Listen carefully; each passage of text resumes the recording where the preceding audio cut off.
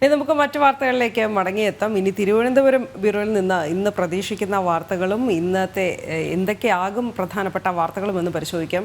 ശ്യാം കാങ്കാലിലാണ് നമ്മളോടൊപ്പം ചേരുന്നത്. യൂത്ത് കോൺഗ്രസ് സംസ്ഥാന അധ്യക്ഷൻ രാഹുൽ മാങ്കൂട്ടത്തിൻ്റെ ജാമ്യാപേക്ഷ ഇന്ന് സെഷൻസ് കോടതിയുടെ പരിഗണനയിലുണ്ട്. എന്തായാലും ഈ അറസ്റ്റ് നടപടിക്ക് തൊട്ടു പിന്നാലെ തിരുവനന്തപുരം വഞ്ചിയൂർ കോടതിയിൽ ജാമ്യാപേക്ഷ നൽകിയിരുന്നതാണ് ആദ്യം. പക്ഷേ കോടതി ജാമ്യം നിഷേധിച്ചിരുന്നു. 2 തവണ അന്ന് വൈദ്യപരിശോധനയ്ക്കൊക്കെ ഹാജരായിരുന്നു രാഹുൽ. എന്തായാലും ഈ മാസം 22 വരെയാണ് രാഹുലിൻ്റെ റിമാൻഡ് കാലാവധി ഉള്ളത്. അതേസമയം ഇനി മറ്റൊരു പ്രധാനപ്പെട്ട വാർത്ത, ഒരുപക്ഷെ തലസ്ഥാനത്ത് വരും ദിവസങ്ങളിലും ചർച്ച സജീവമായി തന്നെ ചർച്ചയിൽ ഉണ്ടാവുക നിയമസഭാ ബജറ്റ് സമ്മേളനത്തോടനുബന്ധിച്ചുള്ള വാർത്തകൾ തന്നെയായിരിക്കും. ഗവർണറുടെ നിലപാട് എന്തായാലും ഈ ഒരു വിഷയത്തിൽ നിർണായകമാകും എന്നതിൽ സംശയമില്ല. പിണറായി സർക്കാർ നൽകുന്ന നയപ്രഖ്യാപന പ്രസംഗം ഗവർണർ തിരുത്താൻ ആവശ്യപ്പെട്ടാലും വിയോജനക്കുറിപ്പ് നൽകിയാൽ സർക്കാരിനത് തിരിച്ചടിയാകും എന്നതും നിസ്സംശയം തന്നെ പറയാം. ശ്യാമിലേക്കാണ്. Shyam, good morning. ശ്യാം, എന്തായാലും ഈ യൂത്ത് കോൺഗ്രസ് പ്രതിഷേധം ഇന്നും തുടരുമെന്നാണ് മനസ്സിലാക്കാൻ കഴിയുന്നത്. രാഹുൽ മാങ്കൂട്ടത്തിൻ്റെ ജാമ്യാപേക്ഷ ഇന്ന് സെഷൻസ് കോടതിയുടെ പരിഗണനയിലുമുണ്ട്.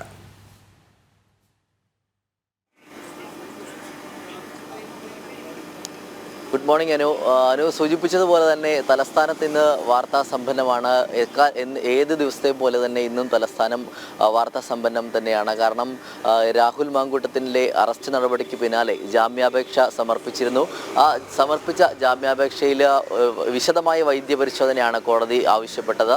എന്നാൽ വൈദ്യപരിശോധനയിൽ രാഹുൽ മാങ്കൂട്ടത്തിന് അത്തരത്തിലുള്ള ഒരു തരത്തിലുമുള്ള ആരോഗ്യ പ്രശ്നങ്ങളില്ല എന്നുള്ള റിപ്പോർട്ടാണ് മെഡിക്കൽ റിപ്പോർട്ടിൽ ഉണ്ടായിരുന്നത്. അതുകൊണ്ട് തന്നെ മെഡിക്കൽ റിപ്പോർട്ട് പരിഗണിച്ച ശേഷമാണ്, അതായത് രണ്ടാമത് വൈദ്യപരിശോധന നടത്തി ആ മെഡിക്കൽ റിപ്പോർട്ട് കൂടി പരിഗണിച്ച ശേഷമാണ് രാഹുൽ മാങ്കൂട്ടത്തിനെ 22-ാം തീയതി വരെ റിമാൻഡ് ചെയ്യുന്ന ഒരു സാഹചര്യം ഉണ്ടായത്.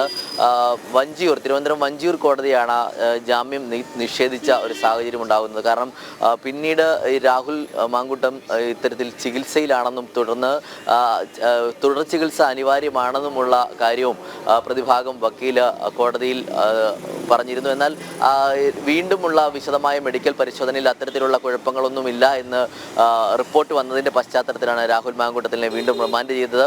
അതേസമയം ഇന്നലെ വൈകിട്ട് വീണ്ടും കോടതിയിൽ ജാമ്യാപേക്ഷ സമർപ്പിച്ചിട്ടുണ്ട്.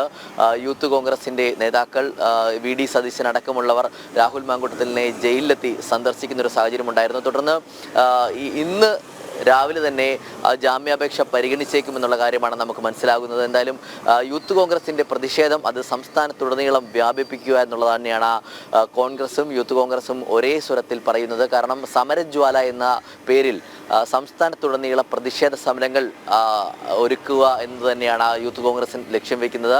ഈ രാഹുൽ മാങ്കൂട്ടത്തിൻ്റെ അറസ്റ്റുമായി ബന്ധപ്പെട്ട് ഇന്നലെ സെക്രട്ടേറിയറ്റിലേക്ക് നടന്ന മാർച്ചിൽ ചില ഉന്തും തള്ളും വാക്കേറ്റവും ഒക്കെ ഉണ്ടായിരുന്നു. എന്നാൽ സംഘർഷത്തിനുള്ള സാധ്യത ഉണ്ടായിരുന്നിട്ട് പോലും അത് പോലീസ് ഇടപെട്ട് അവരെ പിന്തിരിപ്പിക്കുന്ന ഒരു സാഹചര്യമാണ് ഉണ്ടായത്. എന്തായാലും യൂത്ത് കോൺഗ്രസിൻ്റെ നേതൃത്വത്തിൽ സമരം ശക്തിപ്പെടുത്തുക എന്ന് തന്നെയാണ് അവർ ഉദ്ദേശിക്കുന്നത്. നിലവിൽ ഇന്നലെ അവർ വ്യക്തമാക്കിയതും അത് തന്നെയാണ്. കാരണം ഇത്തരത്തിൽ യൂത്ത് കോൺഗ്രസിൻ്റെ സംസ്ഥാന അധ്യക്ഷനെ പോലീസ് ഒരു ക്രൂര നടപടിയുടെ ഭാഗമായി തന്നെ ജയിലിലേക്ക് കൊണ്ടുപോകുന്നു. ഒപ്പം ഈ മറ്റാർക്കുമില്ലാത്ത, അതായത് ഒന്ന് ഈ കേസിലെ സമരം സെക്രട്ടേറിയറ്റ് പടിക്കലെ സമരവുമായി ബന്ധപ്പെട്ട കേസിലാണ് നടപടി.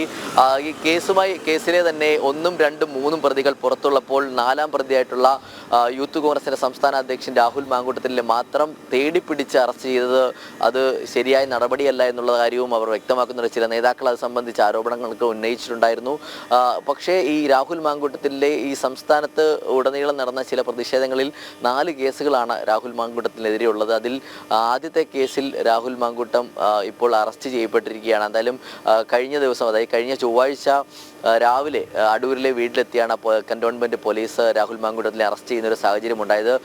എന്തായാലും രാഹുലിൻ്റെ ജാമ്യാപേക്ഷ ഇന്ന് കോടതി പരിഗണിക്കും, സെഷൻസ് കോടതി പരിഗണിക്കും എന്നുള്ളത് തന്നെയാണ് നമുക്ക് തലസ്ഥാനത്ത് നിന്ന് നൽകാൻ കഴിയുന്ന വാർത്ത. അതോടൊപ്പം തന്നെ ഏറ്റവും പ്രധാനപ്പെട്ട മറ്റൊരു കാര്യം, ഗവർണറുടെ നിലപാട് സർക്കാർ വിഷയത്തിൽ, അതായത് ബജറ്റ് സമ്മേളനവുമായി ബന്ധപ്പെട്ട് ഗവർണറുടെ നിലപാട് അത് നിർണായകമാകും. കാരണം ഇന്നലെ രാത്രിയോടുകൂടി തലസ്ഥാനത്ത് തിരിച്ചെത്തിയ ഗവർണറെ അന്വയിപ്പിക്കുന്നതിനുള്ള നീക്കങ്ങളൊക്കെ സർക്കാരിൻ്റെ ഭാഗത്തുനിന്നും ഒരു ഭാഗത്ത് നടക്കുന്നുണ്ട്. അതിൻ്റെ ഒരു ഭാഗമെന്നോണം തന്നെയാണ് കഴിഞ്ഞ ദിവസം യൂത്ത് കോൺഗ്രസിൻ്റെ പ്രതിഷേധം അത് ഒരു സംഘർഷാവസ്ഥയിലേക്ക് പോകുന്ന സാഹചര്യം ഉണ്ടായിട്ടും MV ഗോവിന്ദൻ മാഷ് ഉദ്ഘാടനം ചെയ്യുന്ന ഒരു രാജ്ഭവൻ മാർച്ച്, കർഷകരുടെ ആണെന്ന പേരിലുള്ള ഒരു രാജ്ഭവൻ മാർച്ച്, അത് MV ഗോവിന്ദൻ പാർട്ടി സെക്രട്ടറി തന്നെ ഉദ്ഘാടനം ചെയ്യുന്ന സാഹചര്യത്തിൽ പോലും അത് യൂത്ത് കോൺഗ്രസിൻ്റെ അറസ്റ്റ്, അതായത് സംസ്ഥാന അധ്യക്ഷനെ അറസ്റ്റ് ചെയ്ത നടപടിയിൽ വലിയ രീതിയിലുള്ള വാർത്താ പ്രാധാന്യം അതിലേക്ക് മാറിയ സാഹചര്യത്തിൽ പോലും MV ഗോവിന്ദൻ ആ പരിപാടി ഉദ്ഘാടനം ചെയ്തു. അത് ഒരു തരത്തിൽ പറയുകയാണെങ്കിൽ ഈ സർക്കാരിനെ ഗവർണറുള്ള ഒരു